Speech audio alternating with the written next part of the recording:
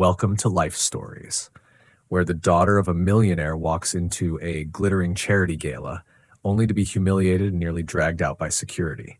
But what the room full of Manhattan's elite doesn't know is this: she's married to the man secretly funding the entire event. What happens when the girl everyone tried to erase returns, not with revenge, but with undeniable power? This isn't just a story about wealth or status. It's about love that heals, betrayal that cuts deep, and the quiet kind of strength that doesn't need a spotlight to burn. Stay with us, because what begins as a public takedown becomes something far more unforgettable, something that might just change how you see forgiveness, family, and the price of silence. Now let me take you back to the night everything changed. The last place Avery Collins expected to be insulted was at a charity gala for sick children. And yet, here she stood, surrounded by Manhattan's elite, her stepmother's voice cutting through the crystal chandeliers and live jazz like a scalpel. "One of our servers seems to have misplaced her uniform this evening," Victoria Shaw announced with a glittering smile, eyes locked on Avery. There was a moment of confused silence before it clicked for the crowd. Murmurs swelled. Laughter, polite and poisonous, followed.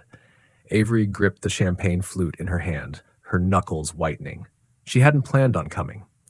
The embossed invitation sent in Victoria's elegant calligraphy had sat on her kitchen counter for weeks. The Shaw Foundation cordially invites you, as if Victoria hadn't erased her from the family 6 years ago like an inconvenient smudge. But something in Avery, something fragile yet defiant, whispered that she should go. Not for closure, not even for confrontation, just to see if her absence had mattered. Apparently, it hadn't. Victoria's daughter, Sloane, looked on with a smirk, fingers subtly filming the scene on her phone. Her lipstick matched her dress, blood red, perfect, cruel. Avery could feel the heat in her face, but not from embarrassment. Not anymore.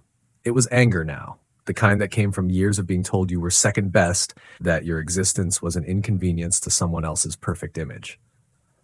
"I was invited," Avery said to the security guard gently approaching her. His name tag read, Michael. He looked embarrassed. "Ma'am, I just need to check with the host," he said. She reached into her clutch and pulled out the invitation, her hand trembling. "It's real." "Oh, I'm sure she thinks it is," Victoria purred, stepping closer. "We send courtesy copies to extended family. She must have misunderstood." She turned to the crowd with a practiced expression of regret. Family drama, always so complicated. But it wasn't complicated. It was calculated.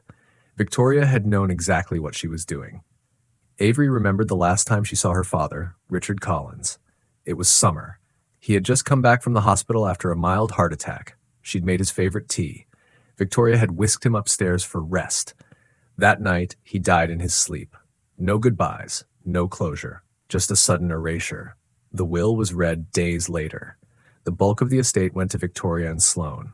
Avery was left with just enough to finish her degree. A single line in the will echoed in her memory. "Avery has always been fiercely independent. She will find her own way." Her father had loved her. She was sure of it once. But grief and manipulation are twin shadows, quiet and consuming. Victoria had worked fast, slipping into his life like a replacement part, a wife, a mother, a gatekeeper. Now, standing in this grand ballroom under the Lexington Grand's chandeliers, being escorted out by security, Avery felt the same hollow ache she had that day, not from losing wealth or a home, but from being made invisible in her own story. She took a shaky step toward the exit when Michael, the guard, paused. "Wait," he said, turning toward the door. A figure had just entered, heads turned. Ryan Carter had arrived, tall, poised, and dressed in a classic black tuxedo. The founder of Carter Labs looked as if he had just walked out of a Vanity Fair profile. But it wasn't his fame or his fortune that caused the shift in the room. It was the unmistakable way his eyes locked onto Avery, full of purpose and fury. "Avery," he said, crossing the floor like it belonged to him. There was a sharp intake of breath somewhere near the orchestra. People began whispering. Phones slipped into pockets. Even Sloane lowered her camera. Michael stepped back instinctively. "Mr. Carter, I'm so sorry, I didn't realize." Why is my wife being escorted out of an event we're funding? Ryan asked, his voice calm but seething. Victoria's smile faltered, only for a moment. There seems to be a misunderstanding, she said smoothly. I had no idea Avery was your wife. Had we known, you would have treated her like a person, Ryan cut in. Not a spectacle? The word wife hit the room like an earthquake. Faces turned toward Avery with new eyes, calculating, reverent, suddenly respectful. In an instant, the narrative flipped. Sloane looked nauseous. You married him? She asked, her voice shrill. Yes, Avery replied, finally standing straight. 2 years ago. Victoria's expression shifted from socialite to survival mode. Well, I'm sure we can work through this. After all, we're family. No, Victoria, Ryan said, stepping forward, his tone razor sharp. Family doesn't do this. He turned toward the silent crowd. For the record, the Carter Foundation is the anonymous benefactor behind tonight's gala. We donated more than $500,000 to this cause, trusting that the event would reflect the values we believe in: dignity, compassion, inclusion. Clearly, that trust was misplaced. Victoria tried to interject, but Ryan raised a hand. Don't bother. We'll be restructuring the committee and removing the Shaw Foundation from any future events, starting tonight. A murmur rippled through the crowd like a rogue wave. Suddenly, people who had laughed began looking away. Victoria's empire, so carefully curated, was crumbling. Her power wasn't rooted in wealth, it was in perception. And perception had just turned on her.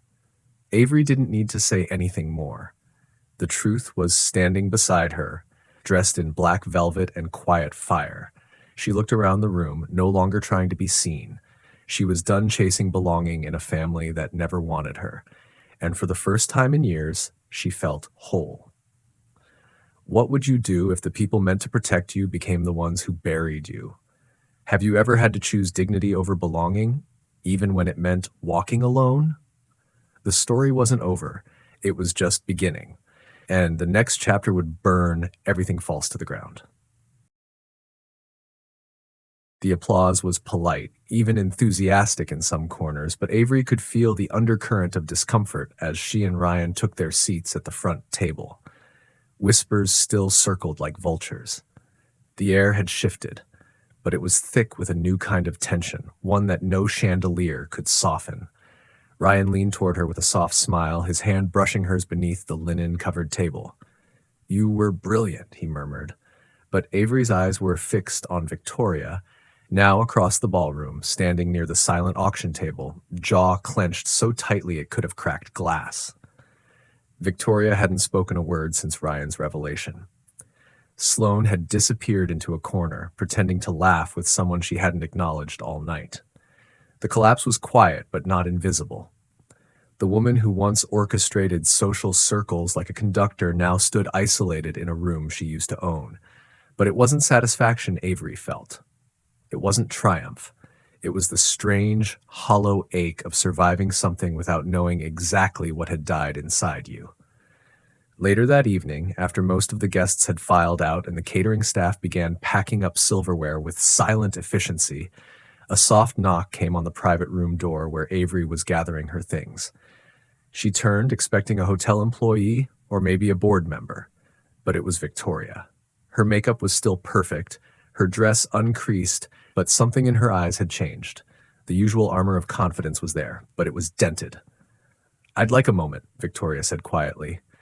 Avery glanced at Ryan, who had stepped protectively beside her. Alone, if you don't mind. Ryan looked at Avery. Your call. She hesitated. Every instinct told her to walk away, to leave Victoria with her hollow apology rehearsed in a velvet voice. But something else, something not yet resolved, tugged at her ribs. I'll be fine, she said. Victoria waited until the door clicked shut. Then, for a long moment, she said nothing. She didn't sit. She didn't soften. You made your point tonight, she finally said. Avery let the silence settle between them. That's not what this was about. No? Victoria's tone sharpened. Then why the grand entrance? Why humiliate me in front of every person I've spent 2 decades cultivating relationships with? You humiliated yourself, Avery replied, her voice calm but clipped. I didn't call security.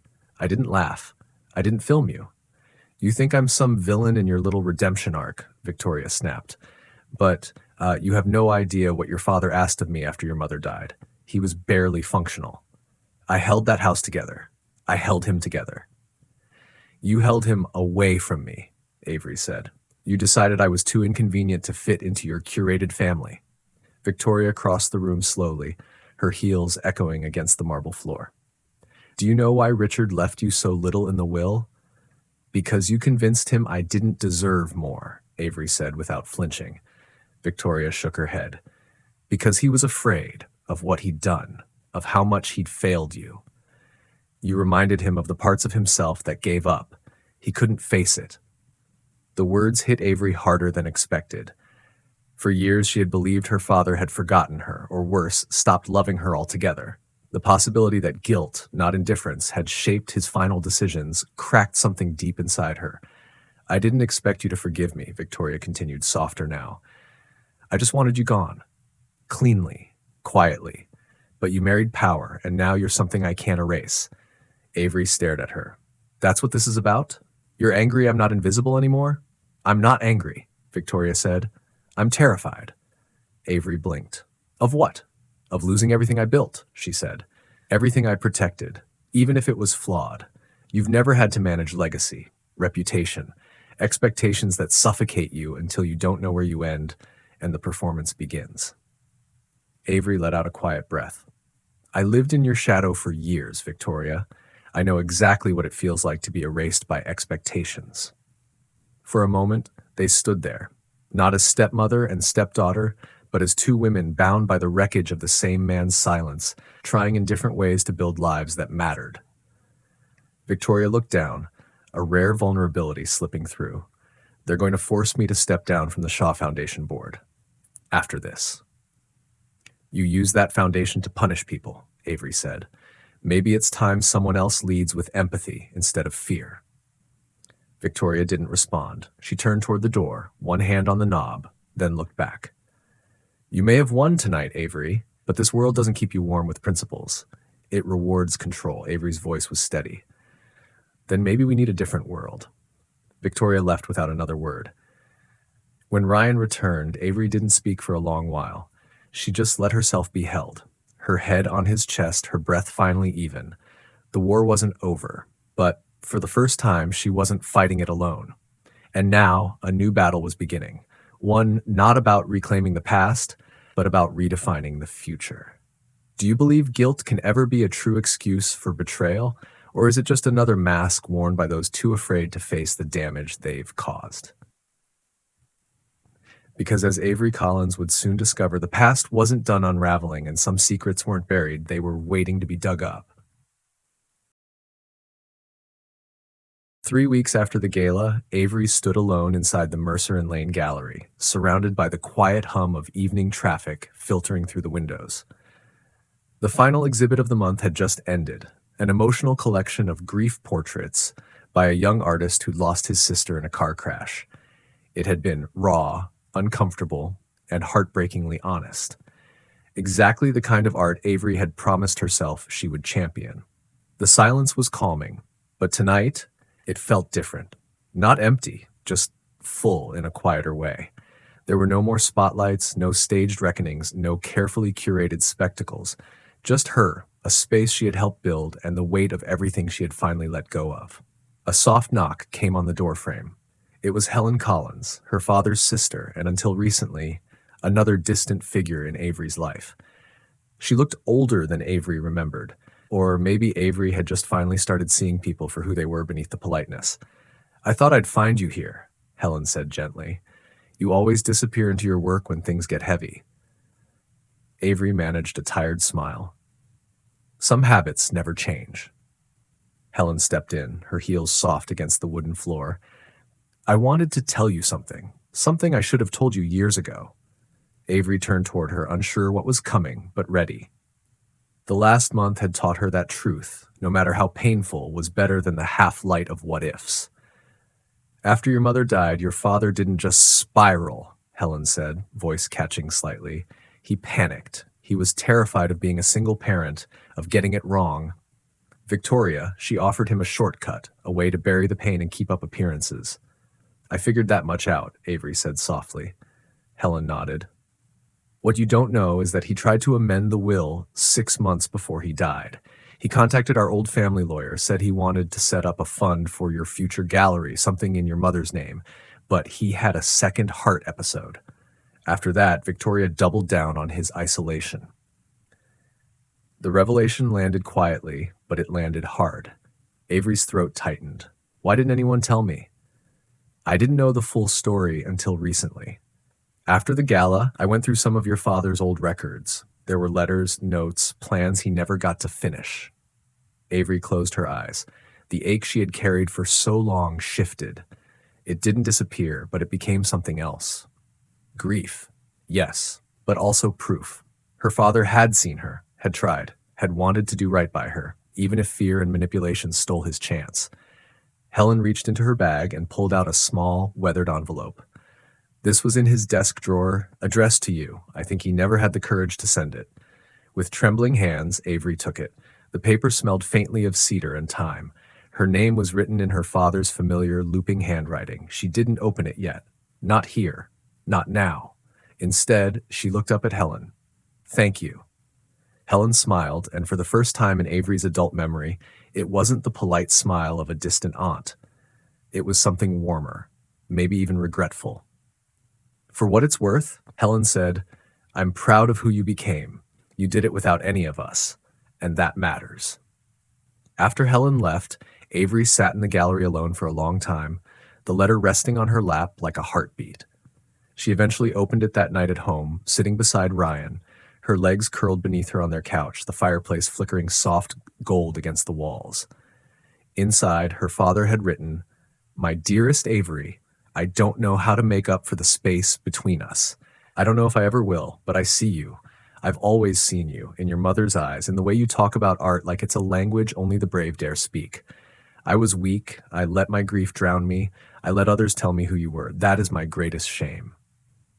I don't know how much time I have left, but if I can do anything right before I go, it's this. I believe in you. I always have. And I am so, so proud to be your father. Love always, Dad. Avery didn't cry. Not at first. She sat still, the weight of the letter in her hands, the silence pressing gently against her ribs. And then, quietly, a single tear rolled down her cheek. Ryan reached over, his fingers lacing through hers, saying nothing. He knew this grief, this healing.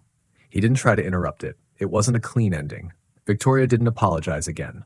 Sloane posted some cryptic Instagram caption about betrayals close to home and quietly vanished from Avery's radar. The Shaw Foundation was restructured under new leadership, with Avery overseeing an arts grant program for children in underserved communities, something her mother would have championed.